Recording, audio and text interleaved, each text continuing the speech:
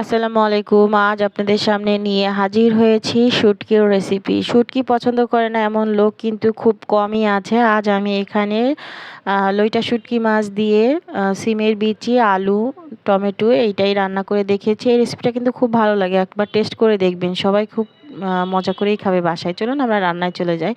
দেখুন আমি এখানে একটা কড়াই বসিয়ে দিয়েছি। দিয়ে দেব সয়াবিন তেল। আমি এটা সয়াবিন তেলে করছি। আপনি চাইলে সরিষার তেলেও করতে পারেন। তেলটা যখন সামান্য একটু গরম হয়ে যাবে আমি এখানে কিছু কাঁচামরিচের ফালি দিয়ে দিব।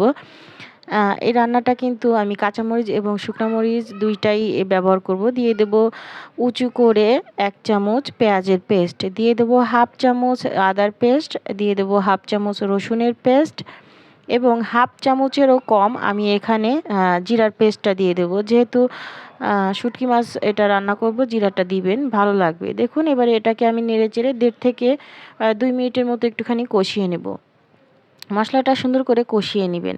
১.৫ থেকে ২ মিনিট এটাকে কষানো হয়ে গেলে দেখুন এর থেকে কিন্তু সুন্দর একটা কালার চলে আসবে। কালারটা একটুখানি চেঞ্জ হয়ে যাবে, তখন আপনি এতে অন্যান্য মশলা কিন্তু আপনি দিতে পারবেন। দেখুন আমার এখানে কিন্তু কালার চেঞ্জ হয়ে গেছে। এবারে আমি এখানে যে লইটা মাছটা আমি পরিষ্কার করে রেখেছিলাম ওইটাই আমি দিয়ে দিচ্ছি। মশলার সঙ্গে লইটা মাছটা সুন্দর করে কষিয়ে নিবেন বা ভাজা, ভাজা করে নিবেন, যেটাই বলুন না কেন। এটাকে যদি আপনি মশলার সঙ্গে সুন্দর করে ভাজা, ভাজা করে নেন খেতে কিন্তু খুব ভালো লাগে আর সুন্দর একটা ফ্লেভার বের হয়। আমি কিন্তু এই শুটকি মাছটা আগে ড্রাই রোস্ট করেছি, পরে গরম পানি দিয়ে সুন্দর করে এটা পরিষ্কার করে নিয়েছি। দেখুন শুটকি মাছটাও আমি ২ মিনিটের মতো মশলার সঙ্গে কষিয়ে নিয়েছি। এবারে আমি বাদবাকি শুকনো উপকরণগুলো দিয়ে দিব। দিয়ে দেবো স্বাদ অনুযায়ী লবণ, দিয়ে দেবো 1/2 চামচের মতো হলুদের গুঁড়া, দিয়ে দেবো 1/2 চামচের মতো লাল মরিচের গুঁড়া। মরিচটা আপনারা আপনাদের টেস্ট অনুযায়ী দিবেন, আমি সবসময় বলে থাকি। দিয়ে দেবো 1/2 চামচ ধনিয়া গুঁড়া। এবারে এগুলো দিয়েও আমি খুব সুন্দর করে নেড়েচেড়ে কষিয়ে নেব। এটাকে আপনি আবারও ১ মিনিটের মতো একটু কষিয়ে নেবেন। মশলাটা আমি প্রথম থেকেই বলেছি, মশলাটা ভালো করে কষালে রান্নাটাও কিন্তু সুন্দর হয়। এবারে সামান্য একটুখানি পানি দিয়ে দিয়েছি যাতে নিচ থেকে ধরে না যায়। পানিটা দিয়ে নেড়েচেড়ে অপেক্ষা করব তেল উঠে আসা পর্যন্ত। দেখুন যখন এইভাবে তেলটা ভেসে উঠবে, এই যে এই পর্যায়ে আমি এখানে কিছু টমেটো কেটে রেখেছিলাম। একটা বড় সাইজের টমেটো আমি কিউব করে কেটে রেখেছিলাম। এটাই আমি এখানে দিয়ে আবারও নেড়েচেড়ে কষিয়ে নেব। নেড়েচেড়ে কিন্তু আমি এখানে ঢাকনা দিয়ে ঢেকে দিব। যতক্ষণ না টমেটোটা এখানে গলে মেল্ট হয়ে যাচ্ছে ততক্ষণ পর্যন্ত আমি ঢাকনা দিয়ে এটা রান্না করব। দেখুন ঢাকনাটা দিয়ে দিলাম। এবারে দেখুন আমি কিছুক্ষণ সময় এটাকে রান্না করে নিয়েছি। এই ১.৫ মিনিটের মতো ১ মিনিটের মতো আমি এটা রান্না করে নিয়েছি। দেখুন টমেটোটা কিন্তু এই পর্যায়ে একদম নরম হয়ে গেছে। এবারে আপনি একটু নাড়াচাড়া দিলে এটা গলে যাবে। দেখুন গলে গেছে। এবারে আমি এখানে আলু এবং সিমের বিচি পরিষ্কার করে রেখেছিলাম ধুয়ে, এটাই দিয়ে দিলাম। আমি কিন্তু এখানে সিমের বিচিটা খোসা সহই রান্না করেছি। আপনারা চাইলে কিন্তু খোসাটা ফেলে দিয়েও উপরের যে আবরণটা আছে ওটা ফেলে দিয়ে কিন্তু রান্না করতে পারেন। আমি আজ এইভাবেই রান্না করেছি। এভাবে রান্না করা যায়। দেখুন আমি এবারে ঢাকনা দিয়ে কিছুক্ষণ এটাকে কষিয়ে নেব। ঢাকনা দিয়ে কিছুক্ষণ কষানোর পরে দেখুন সুন্দর কিন্তু নিচ থেকে একদম তেল ভেসে উঠেছে। এটা কিন্তু ভাজা, ভাজা হয়ে গেছে। আমি কিন্তু অফ স্ক্রিনে ২-১ বার উল্টে পাল্টে দিয়েছি। আবারও ঢেকে আবারও দিয়েছি। এভাবে আমি ৩ মিনিটের মতো এটাকে কষিয়ে নিয়েছি। এবার আমি এখানে দিয়ে দেব পর্যাপ্ত পরিমাণে পানি। আলু এবং সিমের বিচি যেহেতু আলু আমি ছোট, ছোট করে কেটেছি, এটা কিন্তু খুব দ্রুতই সেদ্ধ হয়ে যাবে। খুব বেশি পানি দেওয়ার দরকার নেই।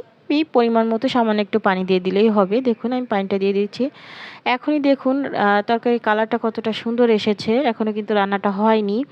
এবারে আমি এটাকে নেড়েচেড়ে ঢাকনা দিয়ে কিছুক্ষণ রান্না করব। এ পর্যায়ে যারা আমার ভিডিওটি দেখছেন অবশ্যই একটি লাইক করে দিবেন। আপনারা অনেকেই ভিডিও দেখেন লাইক করতে ভুলে যান। এখন একটা লাইক করে দিন। দেখুন কিছুক্ষণ পরে এই যে আমি চলে এসেছি, একটুখানি নেড়েচেড়ে দিব। নেড়েচেড়ে আমি এখানে ধনিয়া পাতাটা অ্যাড করে দেব। ধনিয়া পাতাটা দিলে কিন্তু খুব ভালো লাগে, যেমন ফ্লেভারটা আসে তেমন খেতেও অনেক সুন্দর লাগে। ধনিয়া পাতাটা দিয়ে আমি আবারও একটুখানি নেড়েচেড়ে মিলিয়ে মিশিয়ে দিচ্ছি। নেড়েচেড়ে মিলিয়ে মিশিয়ে আমি আবারও ঢাকনা দিয়ে এবার আর বেশিক্ষণ রান্না করব না, ৪-৫ মিনিটের মতো রান্না করব, তাতেই কিন্তু আমার তরকারিটা হয়ে যাবে। আপনারা যে যেমন গ্রেভি খাবেন সেভাবে কিন্তু গ্রেভিটা রাখতে পারেন। দেখুন আমার এটা কিন্তু হয়ে গেছে, আমি এর থেকে বেশি গ্রেভি কমাবো না। এ পর্যায়ে যেহেতু এখানে আমি শুটকি মাছ রান্না করেছি, এখন আমি এখানে একটুখানি ভাজা জিরের গুঁড়াটা দিয়ে দেবো। এটা কিন্তু দিলে খুব ভালো লাগে, দেওয়ার চেষ্টা করবেন, দেখবেন খুব ভালো লাগে, সুন্দর একটা স্মেল আসে। এবারে আমি এটাকে নেড়েচেড়ে মিশিয়ে নিচ্ছি। মিশিয়ে আমি ঢাকনা দিয়ে ১ মিনিট ঢেকে রাখবো। রেখে আমি এটাকে সার্ভ করব।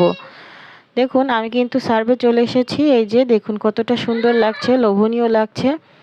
আমার ভিডিওটি ভালো লাগলে সবাই লাইক কমেন্ট শেয়ার করবেন, আমার চ্যানেলটি সাবস্ক্রাইব করে রাখবেন। দেখুন এইরকম একটা তরকারি দিয়ে কিন্তু অনায়াসে 1 প্লেট ভাত খেয়ে ফেলতে পারবেন। বড় থেকে ছোট সবাই এটা খুব পছন্দ করবে।